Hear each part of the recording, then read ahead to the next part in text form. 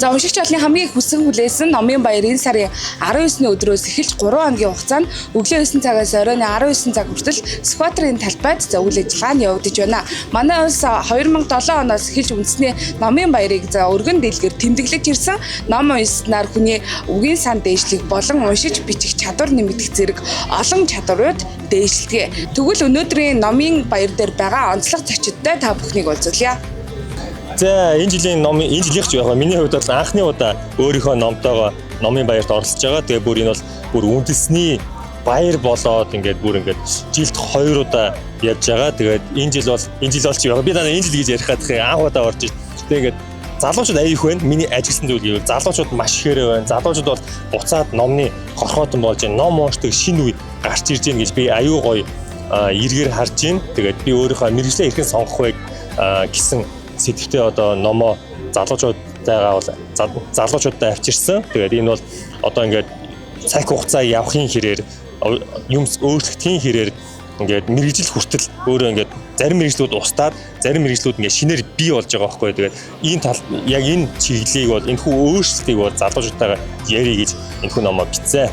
Ер нь бол ном гэдэг бол Европт миний ирсэн одоо Европоос тэгээд тэр дундаа Францд бол номын соёл гэдэг зүйл бол Францууд бол баг хамгийн их ном уншдаг хүмүүсийн тоонд бол орно.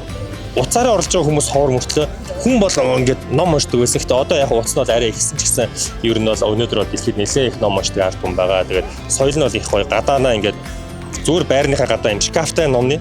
Тэгээд ингээд шкафнда хүмүүс зүгээр номоо хийгээл солиол ингээл явж идэг. Тэрийг ингээд бүгд ингээд хинж тэр ингээд байжлаадаг. Олон жилийн турш ингээд байжлаадаг. Тэр соёл нь бол аюу гоё. Тэгээд ном унших хүн бол заавал мөнгөтэй байх албагүй. Заавал одоо тий орчин тогтсон байх бол хүн болгон номтой бол ходох ёстой гэсэн соёл бол харагдаг.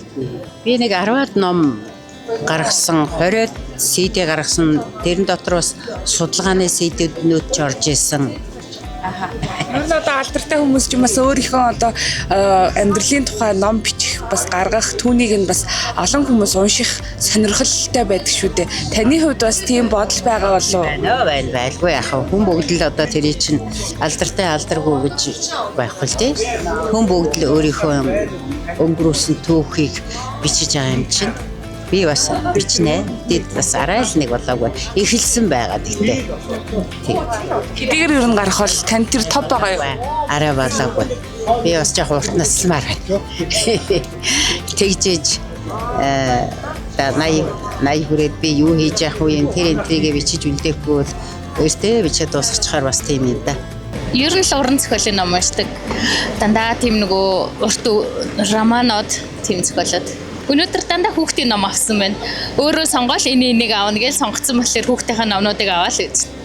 За яг бол ийм байгаасаа тийм байгаасаа гэхээс илүүтэйгээр хүмүүс илүү их нөгөө номоо суугаад тухлаад үзэх боломжтой байвал илүү зүгээр санагддаг. Одоо болохоор ингээд нөгөө харж агаад хавцнаас нь ч хамаагүй дүгнээтэй илүү мэддэг зохиолчийн номыг голцоо авчаад ах шиг санагддаг л та. Тэгээд энэ удаагийнх дээр болохоор өмнөхүүдээс бол илүү их олон хоол үйлчлэгээний газрууд нэгдсэн харагдчихээн. Тэднээс нь бас арай өөр л байх шиг байна. Би болохоор Бавгийн Лавсрангийн Зовсон суугийн ном хөдөлж авсан байгаа.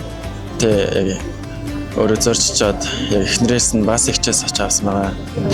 Тэ миний хувьд гэх юм бол уран зохиол утга Монголын уран зохиолчдын номыг их төлхөө унших сонирхолтой дуртай өөрөө ч гэсэн шүлэг бичих сонирхолтой. Тийм учраас Бавгийн Лавсрангийн номууд их уншаад бичдэг.